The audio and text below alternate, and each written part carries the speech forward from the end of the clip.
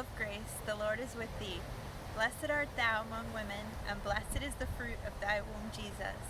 Holy Mary, Mother of God, pray for our sinners, now and at the hour of our death. Amen.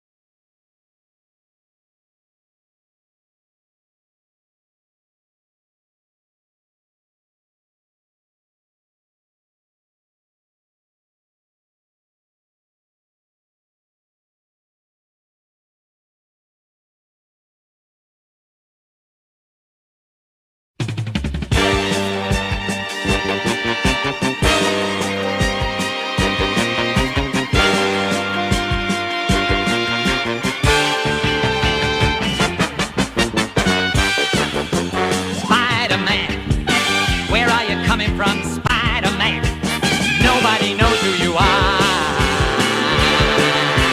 Spider-Man, you got that Spidey touch, Spider-Man. You are a web-slinging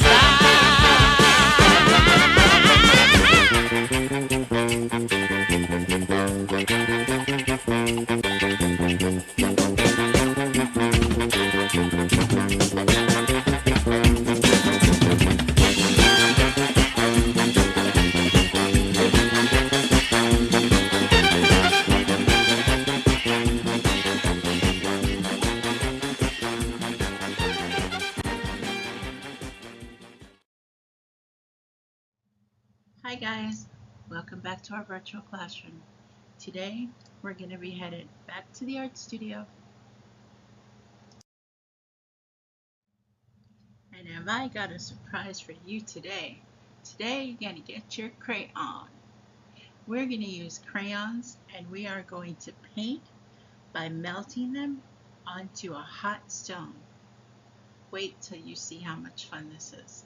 But first, a couple of things I want to show you. Well, our ADT Art Studio Gallery 1 is pretty full. Looks like we're going to have to move on to yet another wall when we do another project. But here we have all the projects we have done until today.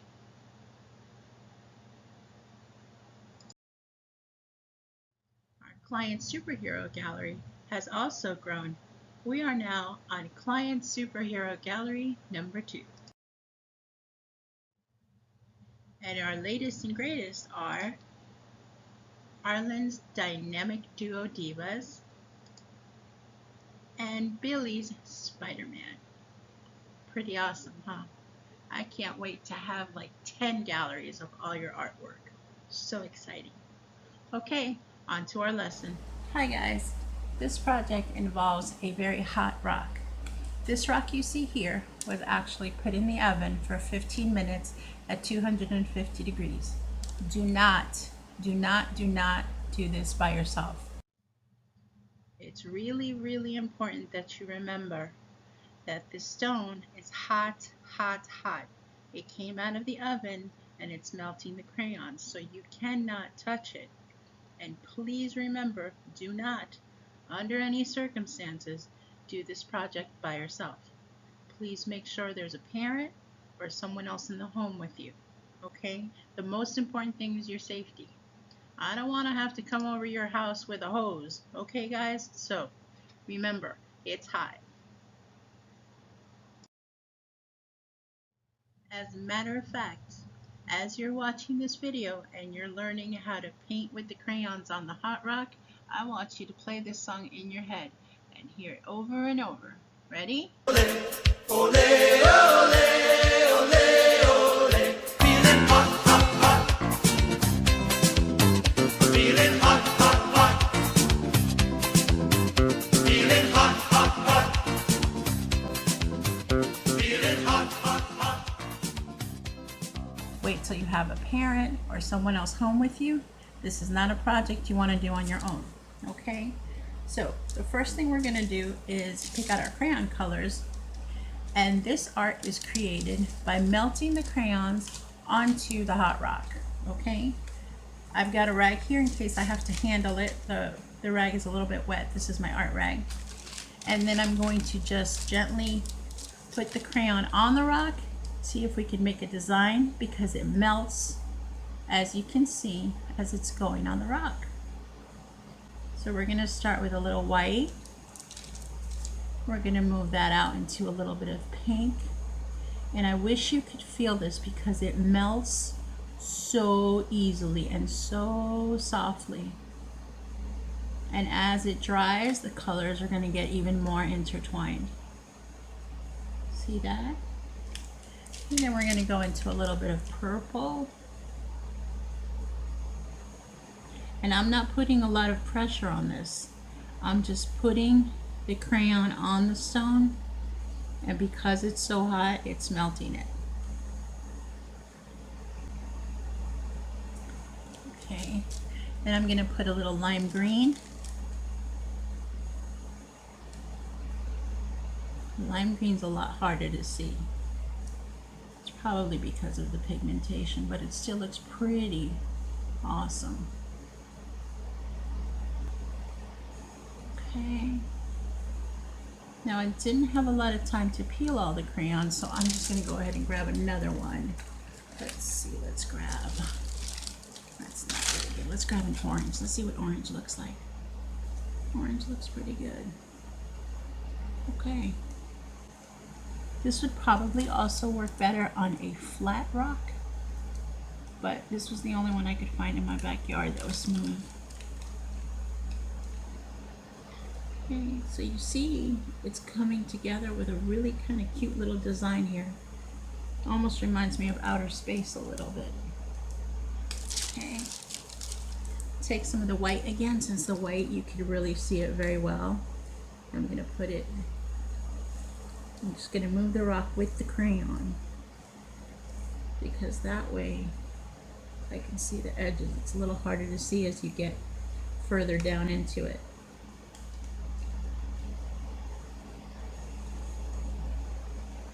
Okay, but it melts on super easy. You just have to be careful. You see how I'm not touching it?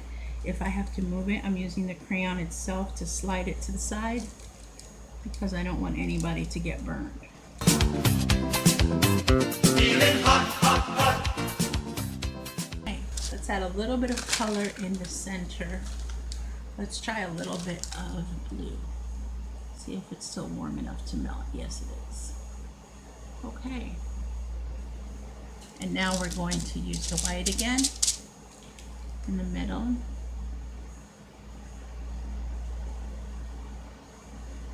Okay. And then the direction said to clean off the white, which I'm doing, and then put it between the colors. So let's try that. I'm thinking it's to blend the colors together, give it more of a swirl look.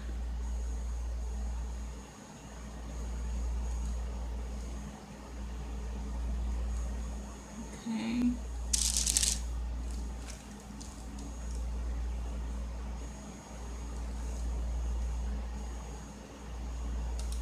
Now guys, this is actually very abstract.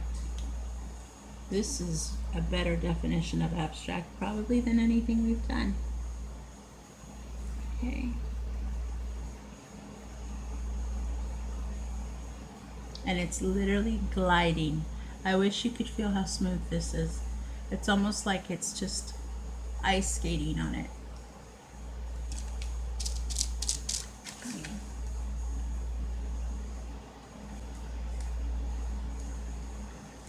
Okay, add a little more white over here. Now I could feel that it is not as hot as it was when I pulled it out before.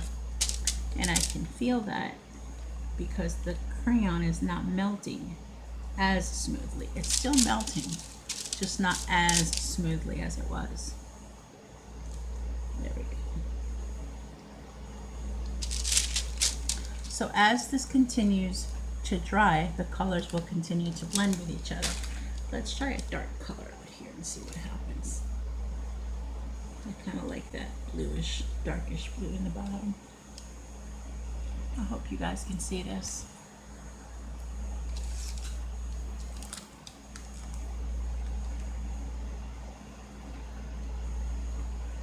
Okay, I have another rock in there that I'm going to bring out here. See how the colors are gliding down? It's supposed to do that. Can't really, oh yeah, I can. There you go, see? Colors are gliding in there.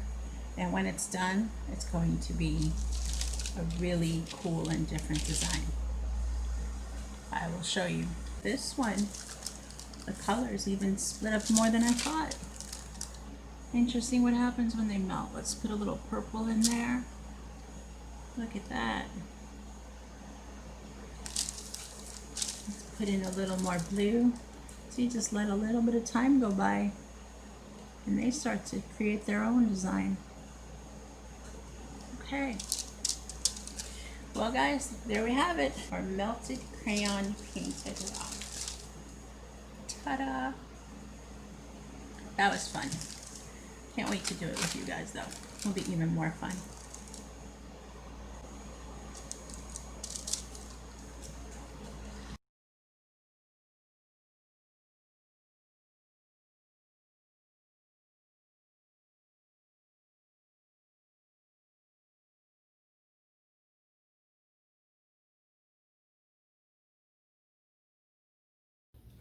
Hi there, it's Miss Carol, and I'm going to read a very short story about the secret history of Little League's first girl. Today you can sign up for almost any sport you want, but it wasn't so easy for Tubby Johnston. This story is by Todd Olson. In the spring of 1950, a new kid named Tubby Johnston showed up for Little League tryouts in Corning, New York. No one recognized him, but he was good, really good, and it was no surprise when Tubby made the team. About a week later, the new kid shocked everyone. Tubby revealed that his real name was Catherine. For the first time ever, a girl was playing Little League ball. It's not fair. When Catherine Johnston was growing up, it wasn't easy for a girl to play sports.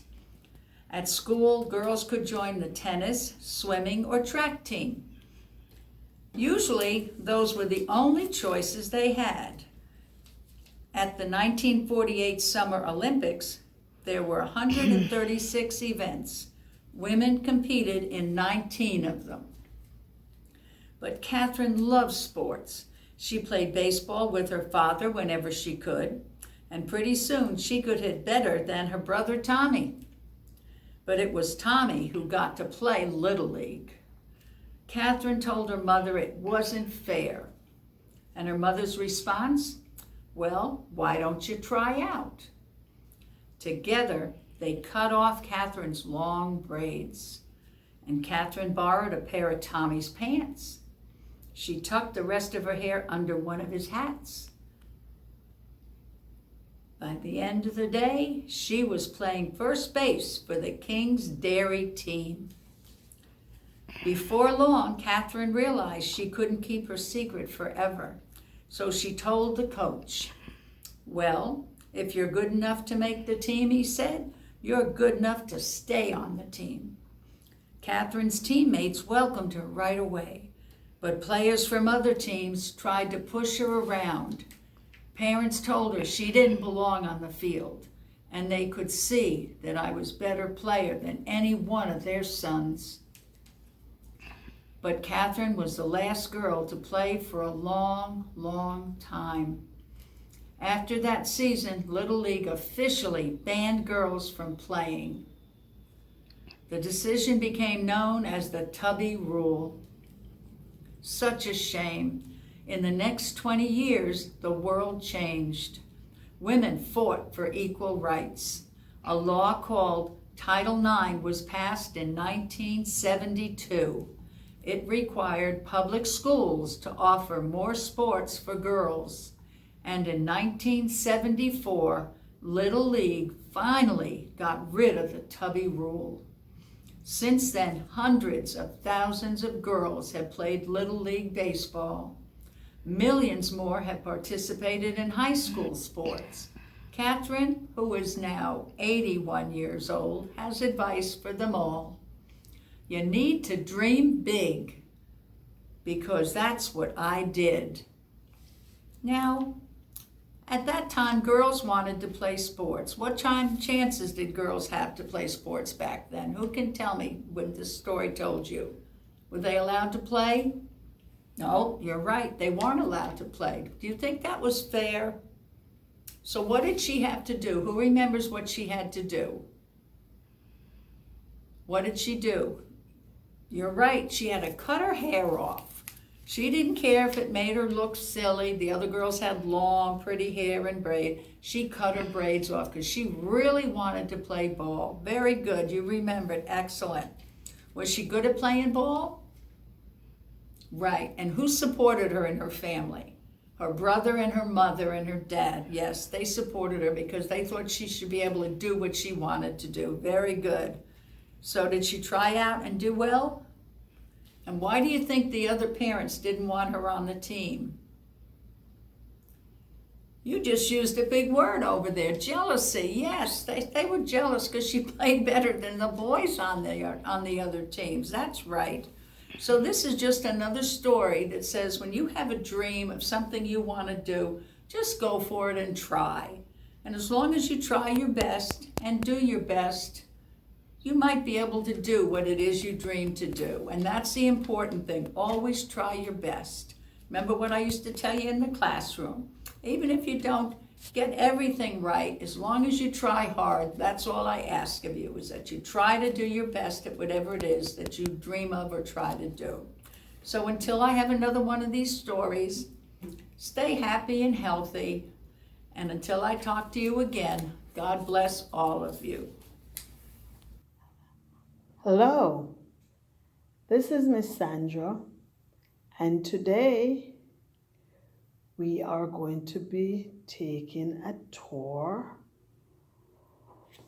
in the Amazon rainforest. Are you ready to go with me, Marian Center family and friends? Yes, I am ready. So I would like you all to come along with me. The Amazon rainforest is the largest rainforest in the earth. It includes 40% of South America and is found in parts of Brazil, Bolivia, Peru, Ecuador, Colombia, Venezuela, Guyana, Suriname, and French Guinea. It is sometimes called the lungs of the planet, as it produces about 20% of the Earth's oxygen. It is estimated that the rainforest has been around for 55 million years. That's a long time. Do you hear what I said before? It produces about 20% of the Earth's oxygen. And we know that oxygen is the good gas. That's the one that is good for us. So it tells us that the Amazon rainforest is a very important place. Something exceptional that is found in the Amazon rainforest is the Amazon River. The Amazon River. Can you see it there? The river is at least 4,000 miles, and 1/5 of the water that runs off the earth's surface is carried by the Amazon River. Wow. The mouth of the river is in the Atlantic Ocean. Because of this, the river often takes away some of the ocean's saltines as a result of fresh water that is entering from the Amazon. There are around 40,000 plants species in the Amazon. Some of the most popular plants are the giant water lily plants. Here we go. Can you see the giant water lilies? Yes, they're really big, right? So these are the giant water lily plants. The plants are called Victoria Amazonia, which is named after Queen Victoria and can have a diameter of 8 feet. The water lilies was actually discovered in 1801 floating in the Amazon River. The other plant that is found in the rainforest is the heliconia. Have you ever seen this one before? I think I've seen this one before. The plant is similar to a lobster claw or a parrot flowers because of how it is shaped. These plants are large and brightly colored. They can be red, yellow, pink, green, or all of these colors at once. The animals that feeds on the heliconia are hummingbirds, bats, and various water insects. Okay? The final plant we're going to look at in our tour of the Amazon rainforest is the passion flower. This plant is called the passion flower. Some are used for decorations and others are edible. So it's two different kinds of passion flower, okay? We have the ones for decoration, which are these I think we're looking at, and then we have the ones that we can eat. This is the plant which produces passion fruit. Oh, I know some of you know passion fruit, right? Yes, some of us know passion fruit, and we have even had it before, and we drink the drink as well. Can you see the passion fruit? Have you ever eaten passion fruit? If you have eaten it, do you like it? What is the taste of it? I think it's tangy, right? But I like it. The passion flower blossom is used to represent the last hours of Christ's life. The corona is the crown of thorns. The styles or the nails, the stamens or the 5 wounds. The 5 sepals and 5 petals represents the 10 disciples who, but not Judas, who betrayed Jesus, and Peter, who denied him. Since we have looked at the plants of the Amazon rainforest, do you want us to now look at the animals which live in this amazing rainforest? Are you ready to see that? Yes, I am. The first one we will look on is the harpy eagle. The harpy eagle. The harpy eagle lives in low elevation, so it is easier for them to hunt prey and pick nuts from trees. They are longer than many humans are tall. Their claws are the size as of grizzly bears. These are quite powerful birds. Would you like to see the harpy eagle? Yes.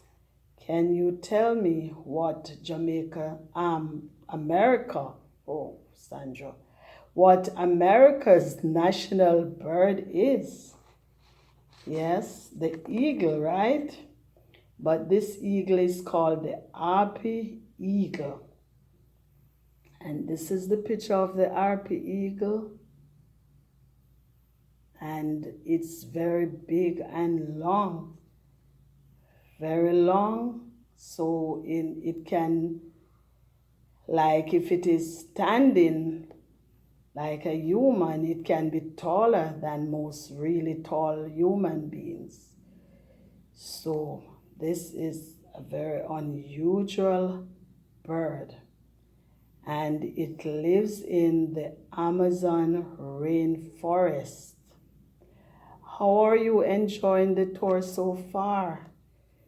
Do you like what we are seeing? I hope you do, because this is really a spectacular place. We are going to look on this animal, and it is called the capybara. And you can see it. These animals are the largest rodents on earth. And we know what a rodent is, right? When we think about rodents, we think about rats. So, but these are large, they are big. Their webbed feet help them to walk through swamp areas in the forest. Their eyes, nose, and ears are on top of their heads, so they can look above the surface and look out for predators. So here we see the capybara, the largest rodents on earth, and they are in the Amazon rainforest. I know more than likely they are somewhere else too. But we are doing our tour of the Amazon, so we're looking at some of the things that are there. Okay? This other picture is the picture of the golden lion tamarin. The golden lion tamarin isn't actually a lion, but it is a monkey. Can you see the face? It was given this name because of its mane, like the one that a lion would have. You know, the lion has the mane, so if you look, you can see it on this monkey.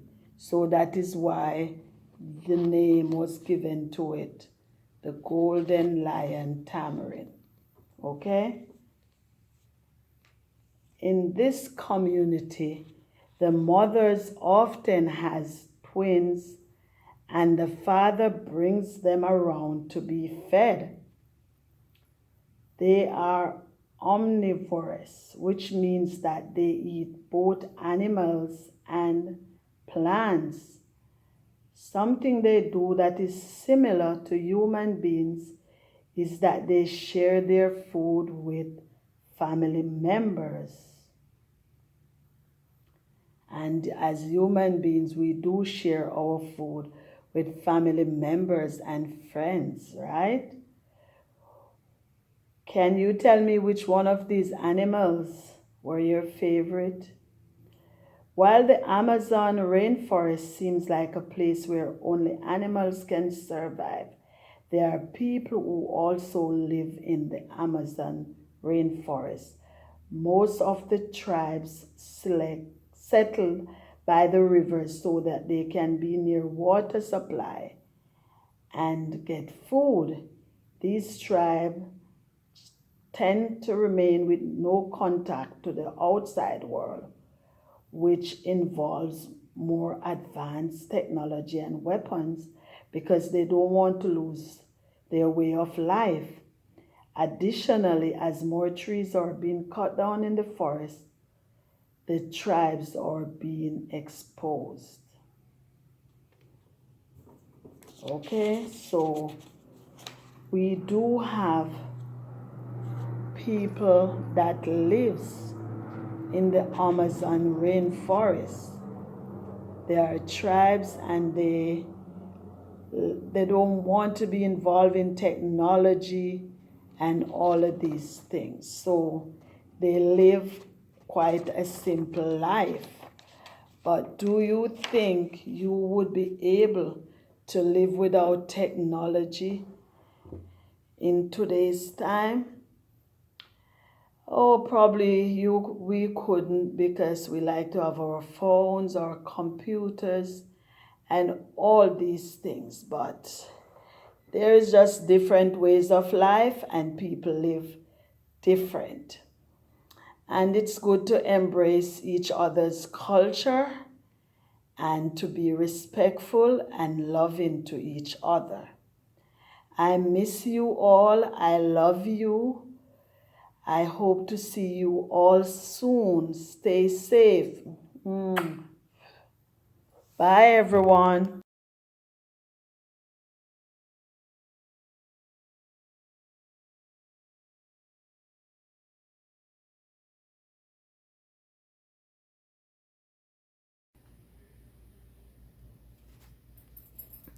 Hi there again, it's Miss Carol.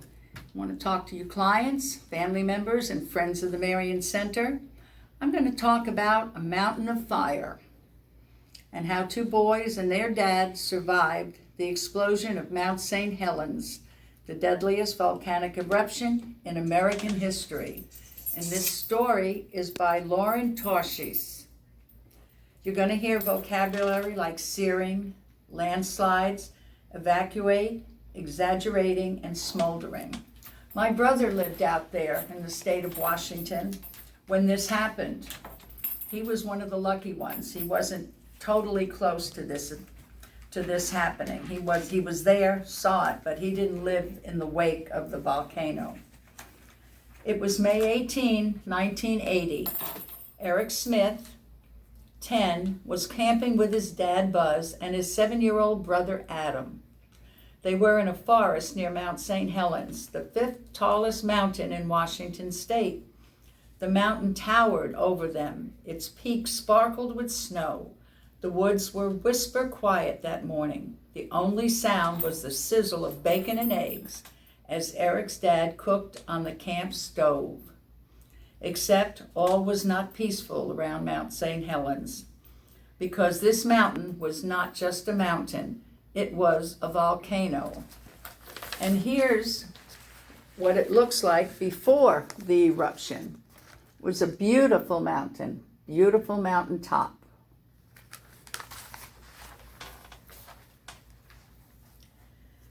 It was a volcano, and it was about to erupt. The Smiths had just finished breakfast when a noise broke the quiet. Crack, crack, crack. A thick gray cloud blocked out the sun. Strange rocks, hot and light, bounced off their heads. There was an ear-splitting roar, a strong blast of air.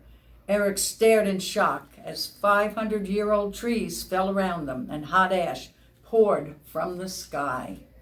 Eric's dad grabbed the boys. They took shelter under the trunk of a fallen tree. The ground shook. The air became searing hot.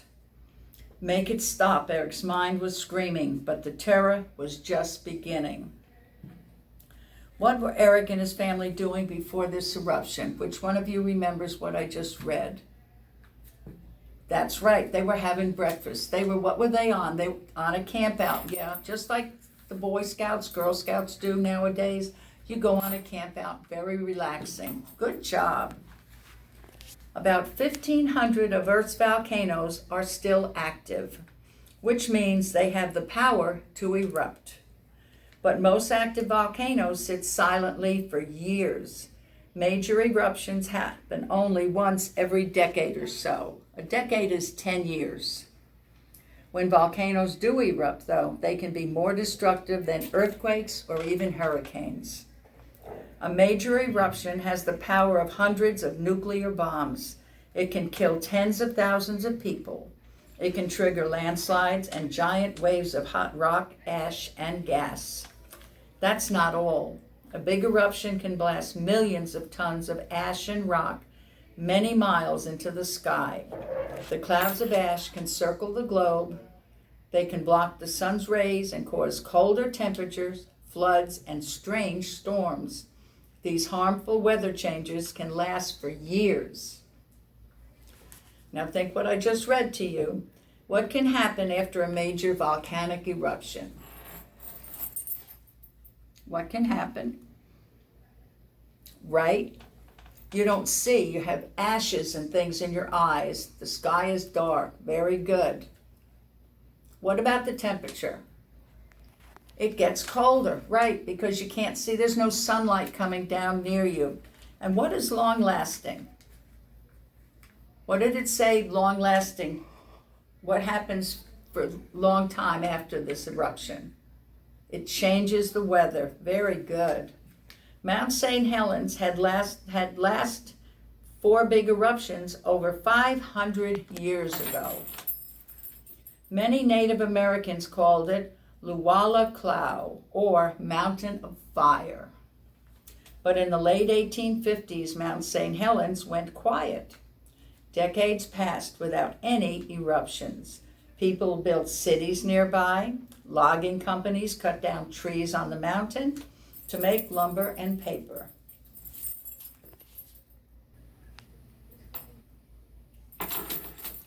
Campers enjoyed the mountain's thick forest, rushing rivers, and beautiful lakes. Eric's dad worked as a logger on Mount St. Helens, and the Smiths lived 8 miles from the mountain.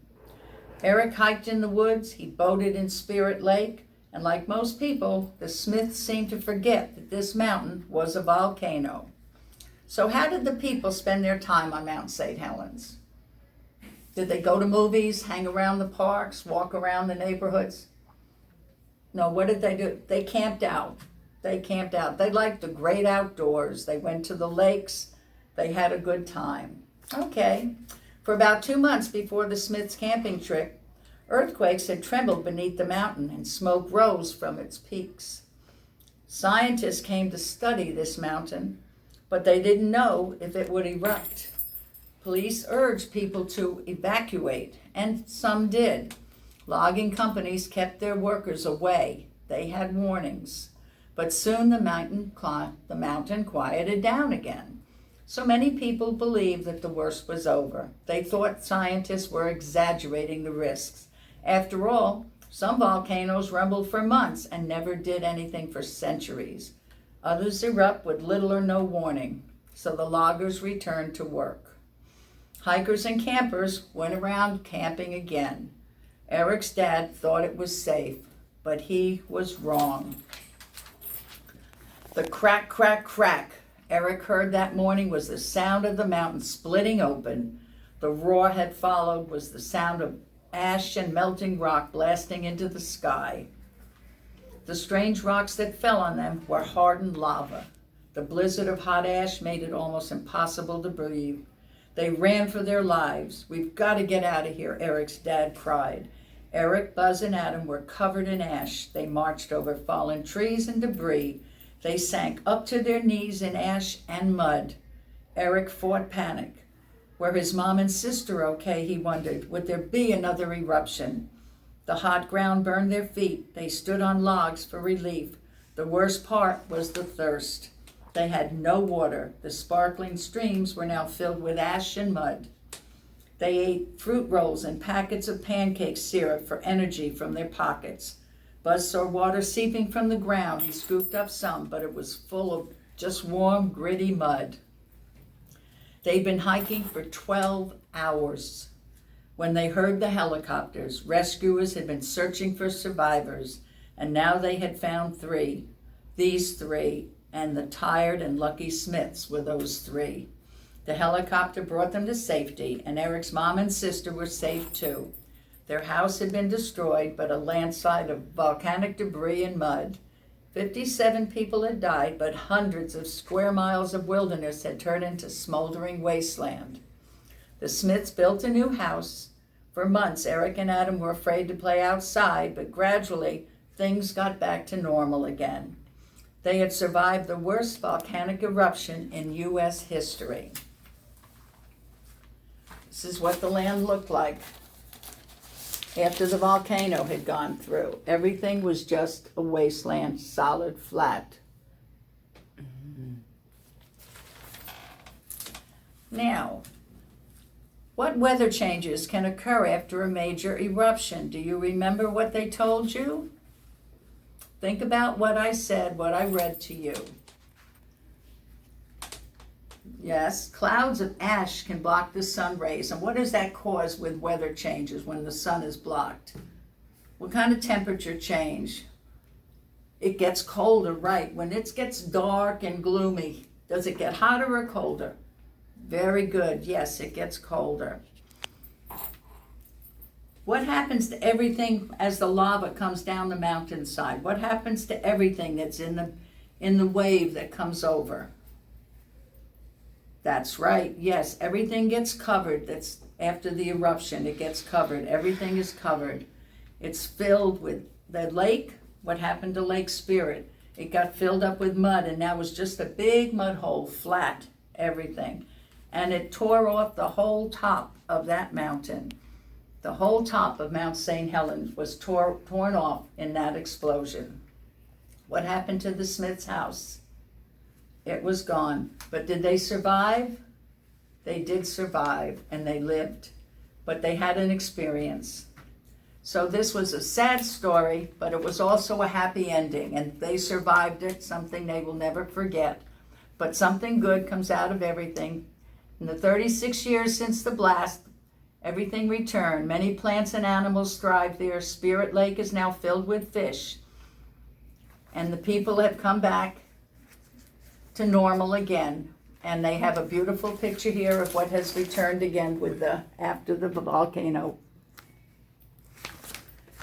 So till I read you another story. I hope you stay happy and healthy, and God bless all of you.